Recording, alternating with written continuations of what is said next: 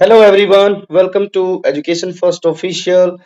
कैसे हैं आप सभी? आई होप कि बच्चों आप सभी ठीक होंगे और जो है मन लगाकर पढ़ रहे होंगे।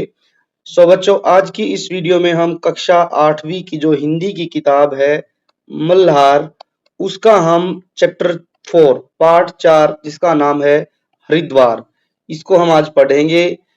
इनके जो लेखक हैं बच्चों वो हैं भारतेंदु हरीशचंद्र जी। ये एक यूं कहें कि बहुत ही प्रसिद्ध लेखक रहे, कवि रहे और साथ ही साथ ये एक स्वतंत्रता या सेनानी या क्रांतिकारी विचारधारा के व्यक्ति भी रहे, जिन्होंने लगभग आज से 100 साल या 150 साल पहले जब अंग्रेजी हुकूमत थी, तब इन्होंने देशभक्ति से प्रेरित ढेर सारी कविताएं लिखी। आपने बच्चों एक इनकी बड़ी प्रसिद्ध कविता पढ़ी भी होगी, अंधेर नगरी चौपट राजा। कक्षा 5वीं में आती थी पहले तो अंधेर नगरी चौपट राजा, ये इन्हीं के द्वारा लिखी गई एक कविता थी, जिसमें इन्होंने अंग्रेजी सरकार पर जो है करारा प्रहार या उनकी जो राज्य व्यवस्था थी उस पर बहुत करारा प्रहार किया। तो आज की जो इस वीडियो में ये जो हरिद्वार नामक पाठ है, इसके बारे में आज पढ़ेंगे। बेसिकली जो हमारा एक धार्मिक स्थल है बच्चों उत्तराखंड में, धार्मिक स्थल हरिद्वार के बारे में आज इस पूरे पाठ में पढ़ेंगे। हुआ यूं था कि भारतेंदु हरीशचंद्र जी ने लगभग 1871 ईस्वी में, जो जैसे यहाँ दिखाया गया है 1871 में, इन्होंने हरिद्वार की यात्रा की थी। आज से लगभग 150 साल पहले की बात है। जो अनुभव इनका वहां रहा उसे इन्होंने पत्र शैली में लिखते हुए एक लेख इस पत्रिका में छापा। कवि वचन सुधा एक पत्रिका है, कवि वचन सुधा एक पत्रिका थी जिसमें इन्होंने इस लेख को प्रकाशित किया था। ये लेख जो लिखा गया ये पत्र शैली में लिखा गया था। तो चलिए देखते हैं। आई होप कि आप बच्चों कभी न कभी हरिद्वार गए ही होंगे और ये जो अद्भुत दृश्य यहाँ दिखाया गया है ये आपने जरूर देखा होगा। ये हर की पौड़ी का चित्र है। बहुत सुंदर दृश्य होता है। शाम को जाएंगे आप तो यहाँ पर गंगा आरती होती है। मैं अक्सर यहाँ जाता रहता हूँ, साल 2 साल के भीतर मुझे हरिद्वार बहुत सुंदर लगता है। मैं वहां जाता हूँ तो मेरी कोशिश रहती है कि मैं गंगा आरती देखूं। गंगा आरती के समय लगभग 6 साढ़े 6 बजे वहां तक पहुंचो और जो है आप गंगा आरती में शामिल हो सकते हो। गंगा मैया की आरती की जाती है। तो ये एक बहुत ही सुंदर दृश्य है।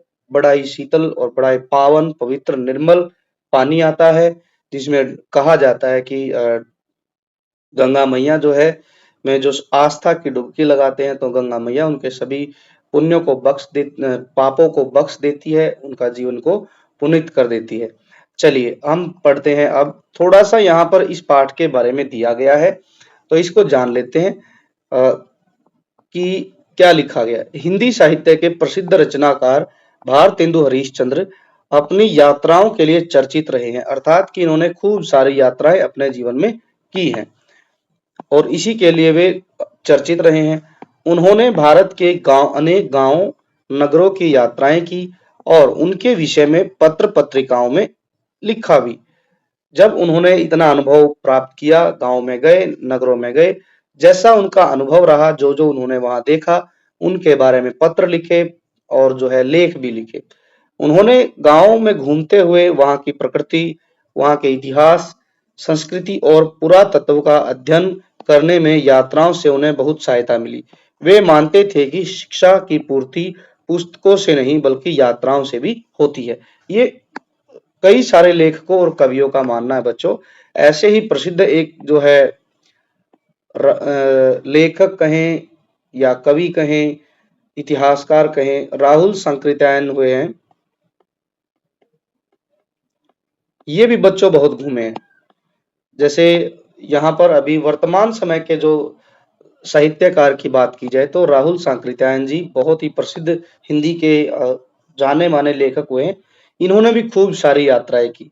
जैसे इनका कहना है, भारतेंदु हरीशचंद्र जी का, आज से लगभग 150 साल पहले का, कि हम सिर्फ किताबों से नहीं सीखते हैं, बल्कि यदि हम अनेक जगहों की यात्राएं करते हैं तो वहां से हमें पुस्तकों से भी ज्यादा जानने को और सीखने को मिलता है।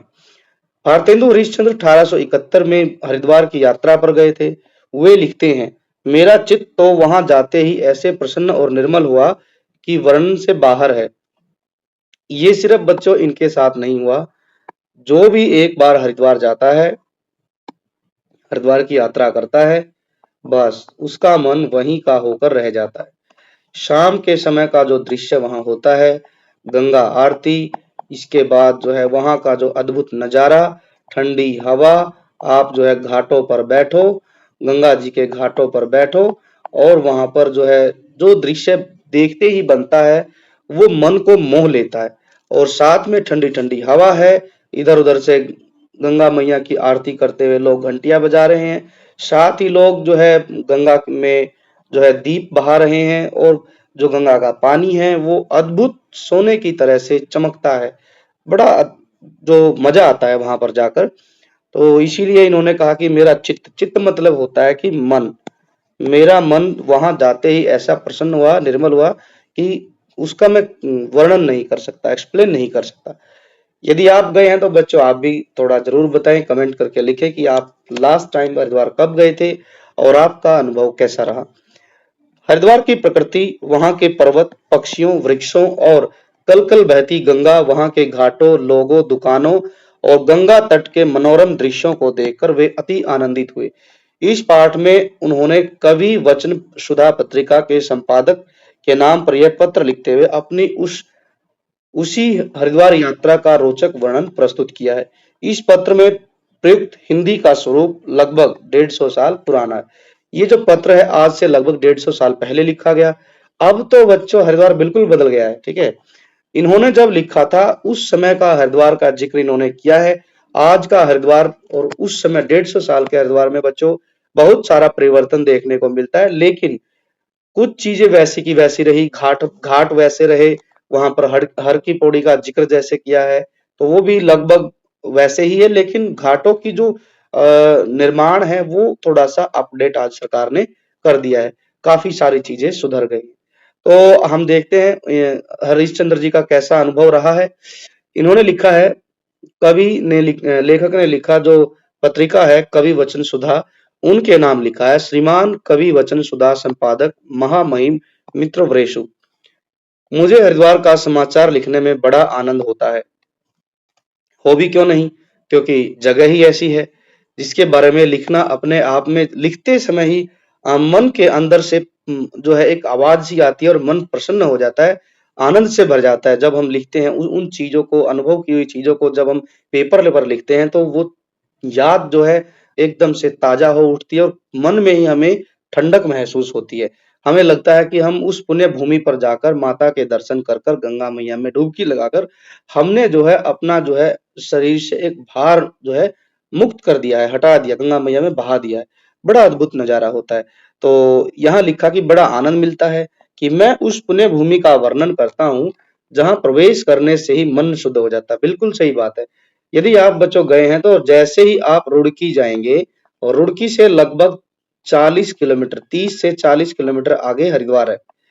अपने आप में बच्चों गूज बम्स पैदा हो जाते हैं। जैसे ही आप पूछते हैं कितनी दूर है रुड़की, रुड़की से जैसे ही आप निकलेंगे हरिद्वार के लिए तो एकदम मन प्रसन्न हो जाता है कि वाह, अब हम हरिद्वार पहुंचने वाले हैं। और जैसे ही हम हरिद्वार पहुंचते हैं तो हम देखते हैं कि वहां की जो पावन धरती को, वहां की व्यवस्था को, वहां के बहते पानी को एकदम से मन अपने आप में खुश हो जाता है और कहीं न कहीं हमारे मन के विचार भी शुद्ध हो जाते हैं।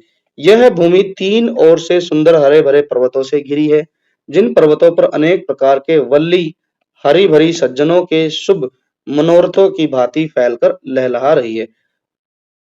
यहाँ लेखक ने लिखा कि पर्वतों पर जो पेड़-पौधे हैं, वो ऐसा लगता है कि वहाँ जो साधु संत महात्मा रहते हैं, उन्हीं के मनोरथ, उनकी मन की इच्छाओं की भांति यहाँ पर लहरा रहे हैं। और बड़े-बड़े वृक्ष भी ऐसे खड़े हैं मानो एक पैर पर खड़े तपस्या कर रहे हों। और साधुओं की भांति घाम, ओस, वर्षा अनेक अपने ऊपर सहते। घाम मतलब होता है बच्चों गर्मी। ये जो पेड़ खड़े हैं, ऐसे खड़े लगते हैं जैसे कोई साधु एक पैर पर खड़ा होकर तपस्या कर रहा है। जिस तरीके से साधु गर्मी में, ओस में, वर्षा में जो है तपस्या करते हैं, ये पेड़ भी ऐसे ही खड़े हैं। आहा, इनके जन्म भी धन्य है, जिनसे अर्थी विमुख जाते ही नहीं। फल, फूल, गंध, छाया, पत्ते, छाल, बीज, लकड़ी और जड़, यहाँ हर चीज की जो है हर चीज का जिक्र किया गया। ये है बच्चों वो दृश्य आप देख पा रहे होंगे। इसको थोड़ा सा हम छोटा कर लेते हैं। ये गंगा मैया है, ये हर की पौड़ी का सीन है। यहाँ आप देख पा रहे होंगे बैकग्राउंड में पहाड़ हैं, हरे भरे पहाड़, कहीं होटल रेस्टोरेंट घर बने हुए हैं। ये गंगा जी के घाट हैं, कल कल बहती गंगा मैया है, और यहाँ पर जो भी लोग आता है एक बार तो यहीं का होकर रह जाता है। चलिए अब पढ़ते हैं हम। यहाँ तक कि जले हुए कोयले, जो लोग होटलों में रहते हैं वहां जो खाना बनाते हैं कोयले पर, तो वहां के कोयले, उनके राख से लोगों के मनोरथ पूर्ण हो जाते हैं। कवि का मानना है कि लोगों की मन की इच्छा तो जो है वहां जले हुए कोयले और उनकी राख जो है उन्हीं से ही लोगों की इच्छाएं पूरी हो जाती हैं। सज्जन ऐसे कि पत्थर मारने से फल देते हैं।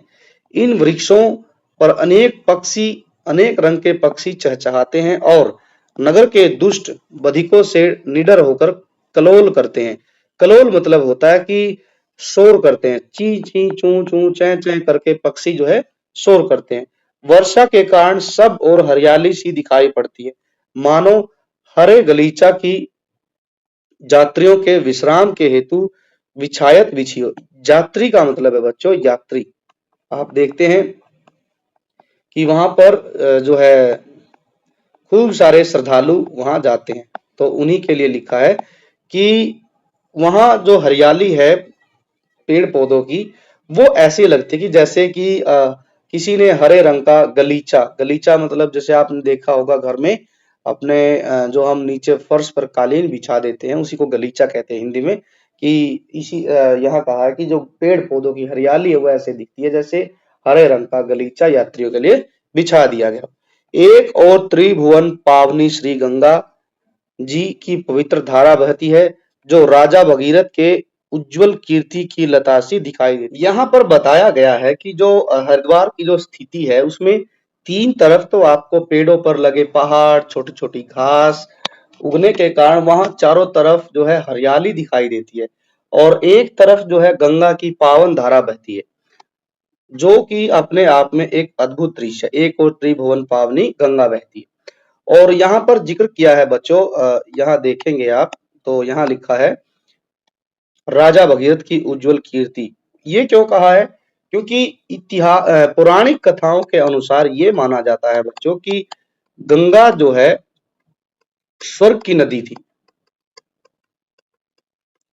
आप लोगों ने भी कहीं ना कहीं ये किस्सा कहानी सुनी होगी कथा में कि जो गंगा थी स्वर्ग की नदी थी और पहले ये धरती पर नहीं बहती थी, लेकिन गंगा को धरती पर लाने के लिए राजा भगीरथ ने खूब तपस्या की। इसके पूर्वजों ने भी तपस्या की थी, लेकिन पूर्वजों के बजाय राजा भगीरथ ने इतनी कठोर तपस्या की कि इन्होंने भगवान जो है ब्रह्मा जी की तपस्या की, तो ब्रह्मा जी ने गंगा नदी को आने का आदेश दिया, लेकिन ये कहा कि इसका वेग, इसकी गति इतनी तेज है कि यदि यह डायरेक्ट धरती पर जाएगी तो धरती जो है डूब सकती है। पौराणिक कथा है बच्चों, मान्यता है ये, ठीक है। तो ब्रह्मा जी ने कहा कि आप भगवान शिव के पास जाइए, शिव जी आपको जो है रास्ता बताएंगे। तब भगीरथ जी ने भगवान शिव की तपस्या की और उन्हें कहा कि हे प्रभु, गंगा नदी धरती पर आएगी, लेकिन ब्रह्मा जी ने कहा है कि इसका वेग, इसकी गति, स्पीड इतनी ज्यादा है कि शायद धरती डूब न जाए। तो आपसे निवेदन है कि आप जो है इसे अपने जटाओं में बांध लीजिए जैसे ही आए, और प्रभु आप एक धारा जो है धरती पर छोड़ दीजिए। तो ये कहा जाता है, लिखा गया है किताबों में, पौराणिक किताबों में, कि ऐसा ही हुआ। तब से लेकर आज तक जो है मानते हैं कि भगवान शिव को जो है का घर हिमालय पर्वत माना जाता है और हिमालय से ही गंगा नदी निकलती है।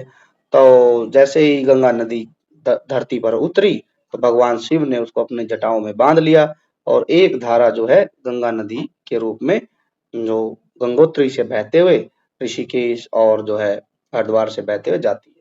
तो ये एक कहानी है, एक कथा है, जिसको हमारे पुराणों में, हमारे धार्मिक जो है धर्म में, हिंदू धर्म में माना जाता है। तो इसीलिए यहाँ पर राजा भगीरथ का जिक्र आया है। चलिए आगे पढ़ते हैं। जल यहाँ का अत्यंत शीतल है, सही बात है, और मिष्ट भी वैसे ही है मानो चीनी के पन्ने को बर्फ से जमाया जाता है। बिल्कुल सही बात है। गंगा का पानी शीतल तो है ही, ठंडा तो है ही, पवित्र तो है ही, साथ ही मीठा भी है, वैसे ही जैसे चीनी की पन्ना। रंग जल का स्वच्छ और सफेद है। बिल्कुल सही है, श्वेत मतलब होता है सफेद। और अनेक प्रकार के जल जंतु कलोल करते हुए, इसमें आप देखेंगे तो जो है अनेक प्रकार के जीव जंतु भी रहते हैं, लेकिन पानी बहुत स्वच्छ है, श्वेत है, साफ है, बिल्कुल चमकता है, चांदी की तरह से चमक मारता है। यहाँ श्री गंगा जी अपना नाम सत्य करती है, अर्थात जल के वेग का शब्द बहुत होता है, और शीतल वायु नदी के उन पवित्र छोटे छोटे कणों को लेकर स्पर्श ही से पावन करता हुआ संचार करता है। यहाँ बताया गया है कि जो गंगा नदी का जल है, वो यहाँ उसकी गति वेग जो है थोड़ा सा अधिक हो जाता है। आप देखते भी हैं, हर की पौड़ी के पास गंगा जी के घाटों पर जो पानी की गति होती है वो बहुत तेज होती है, और हवा चलती है तो एकदम वह ठंडी ठंडी धारा लगती है। यहाँ पर श्री गंगा जी दो धाराओं में हो गई है, एक का नाम है नील धारा, दूसरी का नाम है श्री गंगा जी के नाम से जाना जाता है। इन दोनों धारों के बीच एक सुंदर नीचा पर्वत है, और नील धारा के तट पर एक छोटा सा सुंदर चुटीला पर्वत है, और उसके शीर्ष पर चंडिका देवी की मूर्ति है। यस, यहाँ पर आप जाएंगे बच्चों तो दो मंदिर हैं, मुझे जहां तक याद है, एक तो है मनसा देवी का मंदिर, और एक जो है चंडिका देवी का मंदिर है।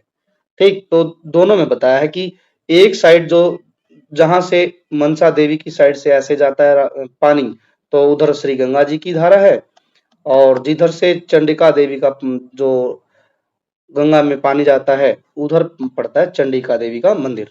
शिखर मतलब शिखर पर, शिखर।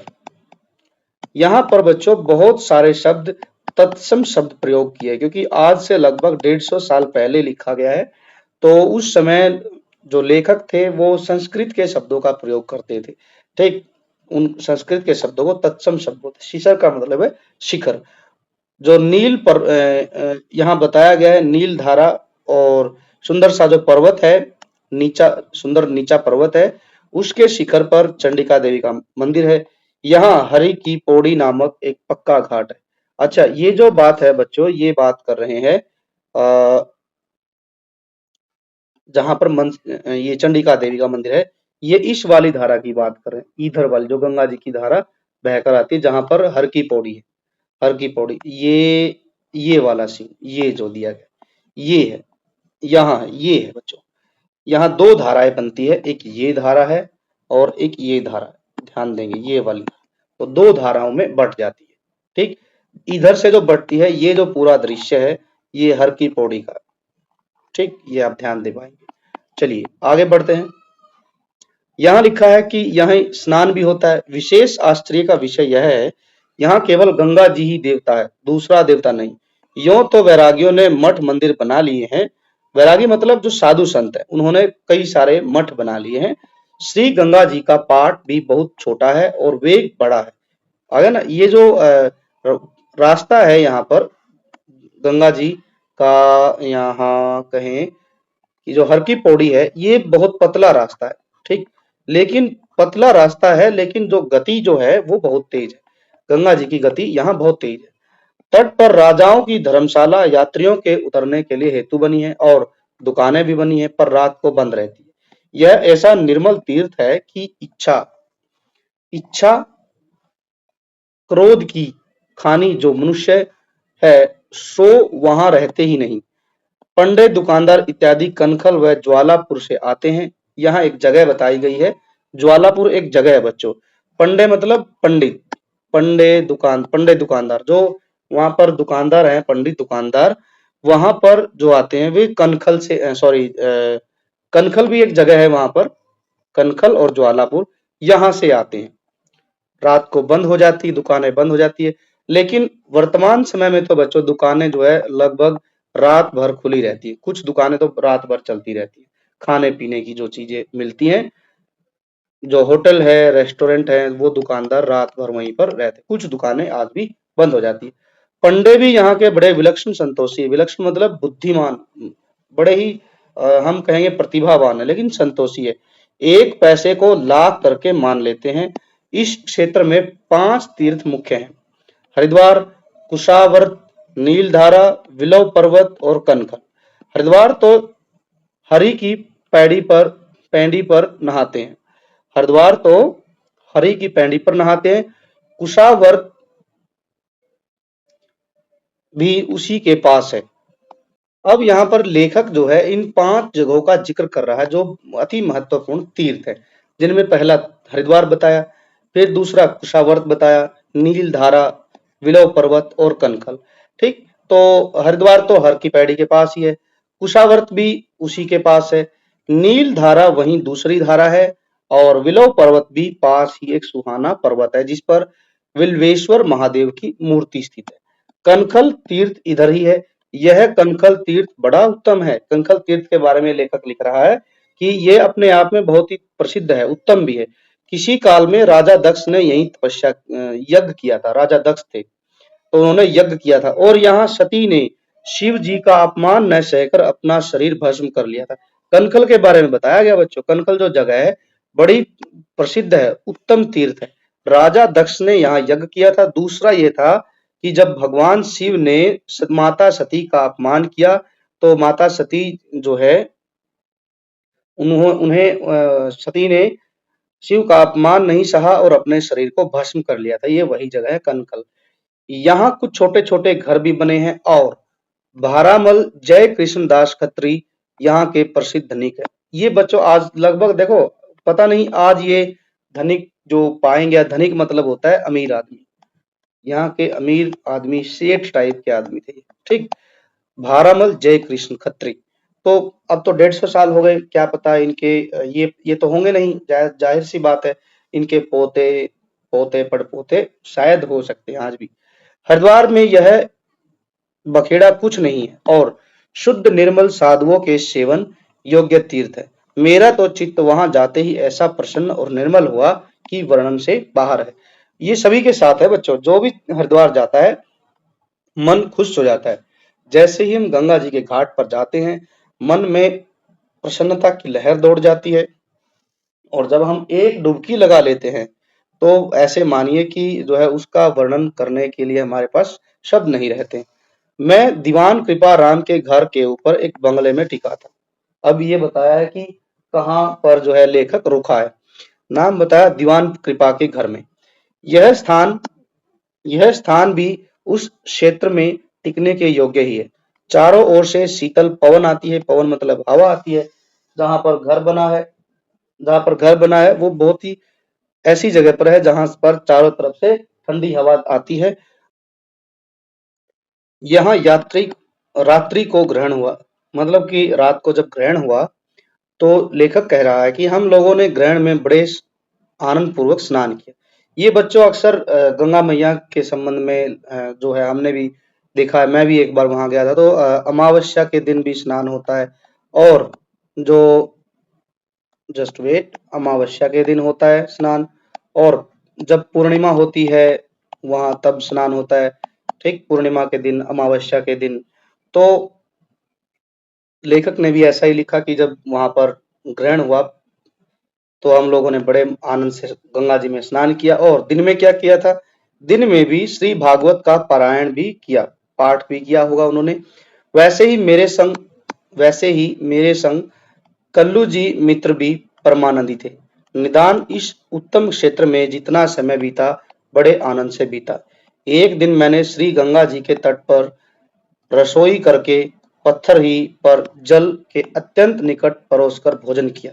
देखो ये बच्चों अपना एक अद्भुत अनुभव शेयर कर रहे हैं भारतेंदु हरीशचंद्र जी। इन्होंने बताया कि एक दिन तो उन्होंने क्या किया कि गंगा जी के तट पर रसोई करके, मतलब खाना वाना बना के गंगा जी के तट पर और पत्थर पर ही जल के अत्यंत निकट परोसकर भोजन किया। पत्थर पे ही वहां पर क्या किया, खाना वाना परोसा और वहीं गंगा जी के जल के पास खाया। जल के छल के पास ही ठंडे ठंडे आते थे, मतलब पानी की जो लहर थी, ठंडी ठंडी लहर वहां आती थी। उस समय के पत्थर पर का भोजन का सुख सोने की थाल के भोजन से कहीं अधिक बढ़ जाता था। चित्त में बारंबार ज्ञान, वैराग्य और भक्ति का उदय होता था। ये तीनों चीजें बच्चों हरिद्वार में आपको मिलेंगी। ज्ञान ज्ञान भी मिलेगा क्योंकि वहां पर खूब सारे साधु संत महात्मा मिलते हैं। आपको जो है गंगा मैया का इतिहास या और जो योग का इतिहास, इसके अलावा जो है वेद पुराणों का ज्ञान आपको मिलेगा। वैराग्य किस लिए लिखा, क्योंकि वहां पर खूब सारे साधु संत महात्मा वैरागी हैं जो कि इस मोह माया के जाल से, दुनिया के मोह से ऊपर उठकर वहां पर संत प्रवृत्ति में तब्दील हो गए और भगवान की भक्ति करते हैं, भगवान शिव के उपासक बन गए। लड़ाई झगड़े का कहीं नाम भी नहीं था। यहाँ और भी कई वस्तुएं अच्छी बनती हैं।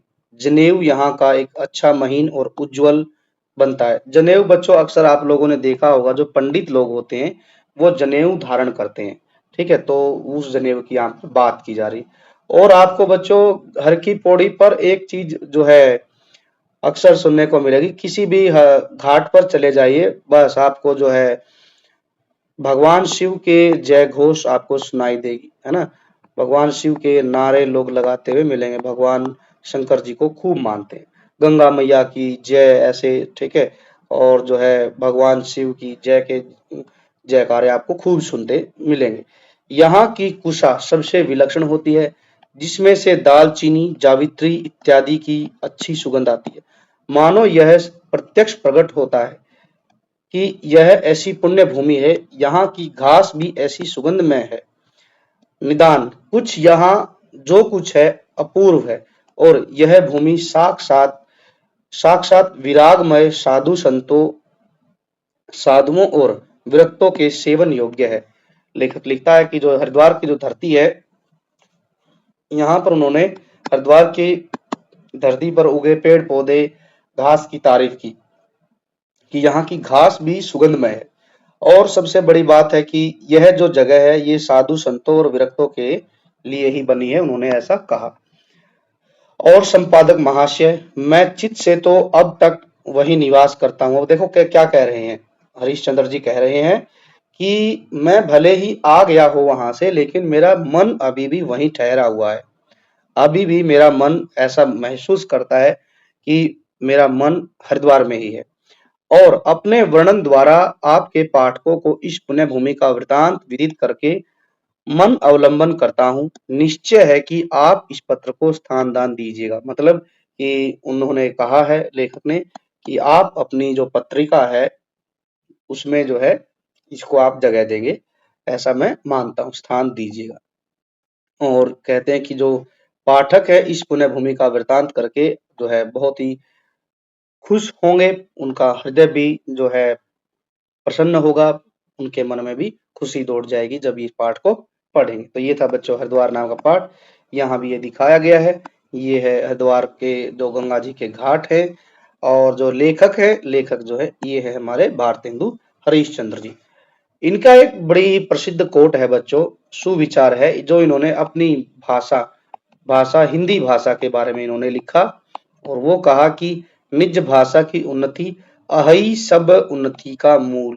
ये कहते हैं, इनका मानना है निज भाषा की जो अपनी भाषा है, अपनी भाषा है, यदि वह उन्नति करेगी, वह तरक्की करेगी, तो सभी भाषाओं का मूल है ना। हमारी भाषा जो है हिंदी भाषा सभी भाषाओं का मूल है, सभी भाषाओं का जन्म उसी से हुआ है। यदि हमारी भाषा तरक्की करेगी तो सभी भाषाएं तरक्की करेंगी, का उद्घोष करने वाले भारतेंदु हरीशचंद्र ने कविताएं लिखी, नाटक लिखे, निबंध लिखे और यात्रा वृतांत आदि अनेक विधाओं में लेखन का कार्य किया। और देखिए बच्चों, आप इनका जो है जीवन काल देखिए, महज छोटी उम्र में ही देखो 1850 में इनका जन्म हुआ है और 1885 में इनकी जो है मृत्यु हो गई है। महज 35 वर्ष में इन्होंने इतना कुछ लिखा, इतने कुछ घूमे, देश का एक गांव शहर सब कुछ देखा इन्होंने। ठीक, तो इनके पास बहुत कुछ खजाना था लेखन का।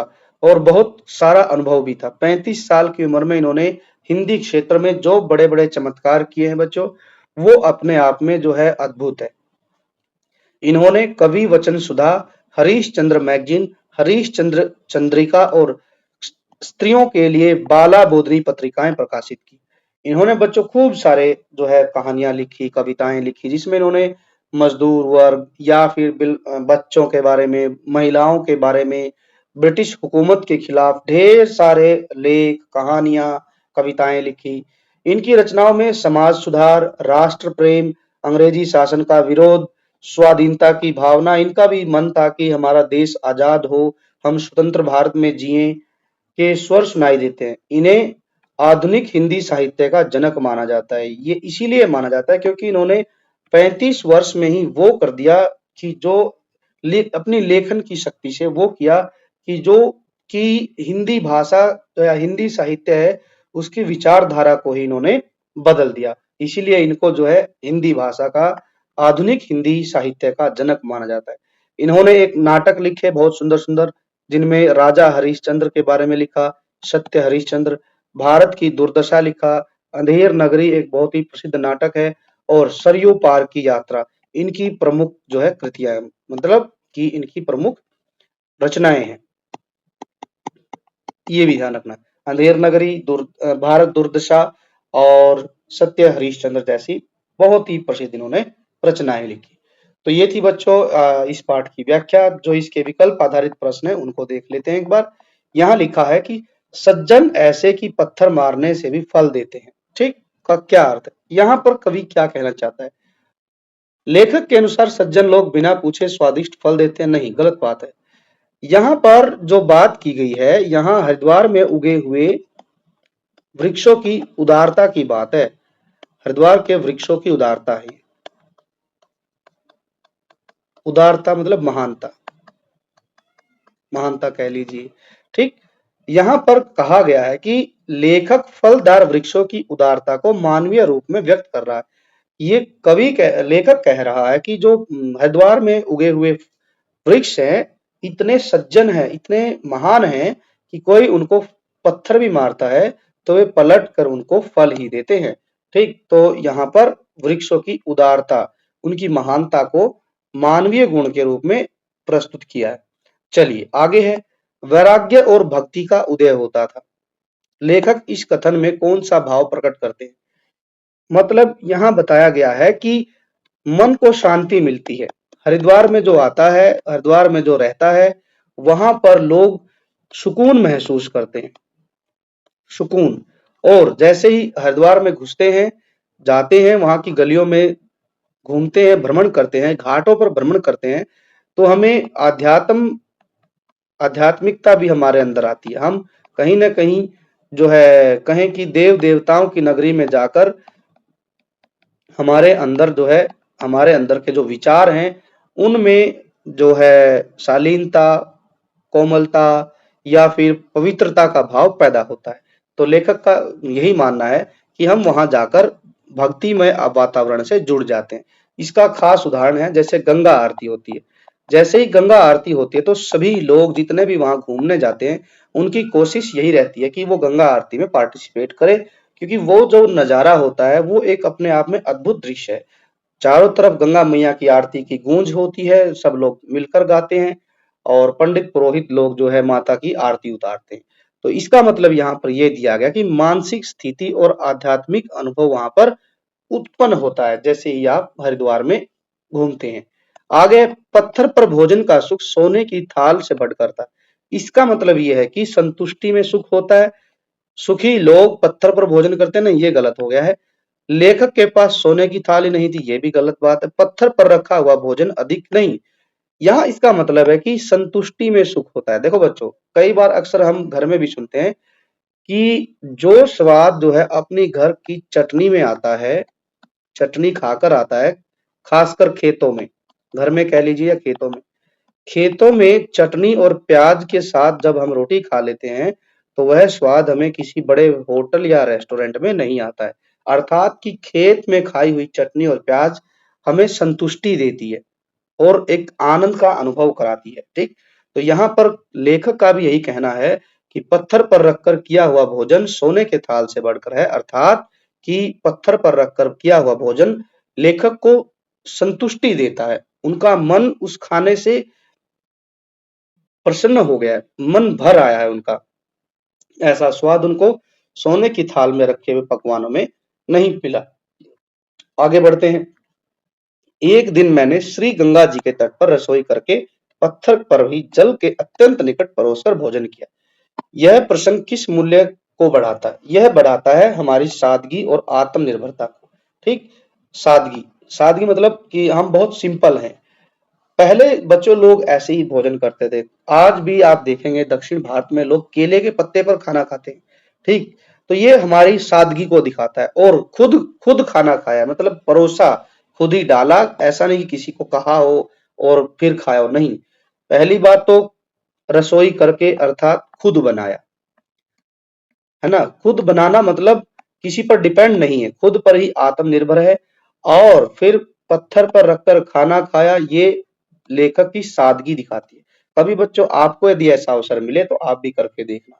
ठीक, आजकल तो बड़ा ट्रेंड चल रहा है कि लोग पहाड़ों में जाते हैं, अपना गैस चूल्हा साथ ले जाते हैं, कुछ मैगी के पैकेट और कुछ सब्जियां, कहीं भी नदी किनारे बैठे, कैंपिंग की, टेंट लगाया और वहीं खाना बनाया और पत्थरों पर बैठकर खाना खाते हैं। वो क्या है, वो हमा दिखाता है कि ये आजकल तो ट्रेंड है, लेकिन आज से लगभग 150 साल पहले हरिश्चंद्र जी ने ये किया। तो ये दिखाता है कि उनके अंदर कितनी सादगी थी, कितने वो साधारण थे, कितने सिंपल रहे हैं वो अपने समय में। और दूसरों पर निर्भर नहीं हुए, आत्मनिर्भर रहे, खुद रसोई बनाई, खुद ही डालकर खाया। लेखक का हरिद्वार अनुभव मुख्यतः किस प्रकार का था? तो वो हम कहेंगे कि आध्यात्मिक कह सकते हैं, प्राकृतिक भी कह सकते हैं, राजनीतिक और सामाजिकता तो नहीं थी। तो ऊपर ये भी लिखा है कि इसके एक से अधिक उत्तर भी हो सकते हैं। तो हम देखिए एक से अधिक उत्तर हो सकते हैं, तो हम यहाँ पर चलेंगे तो हम कहेंगे कि यात्रा में जो जिक्र किया है तो हम आध्यात्मिक और प्राकृतिक चीजों का वर्णन ज्यादा किया है। पत्र की भाषा का मुख्य लक्षण क्या है?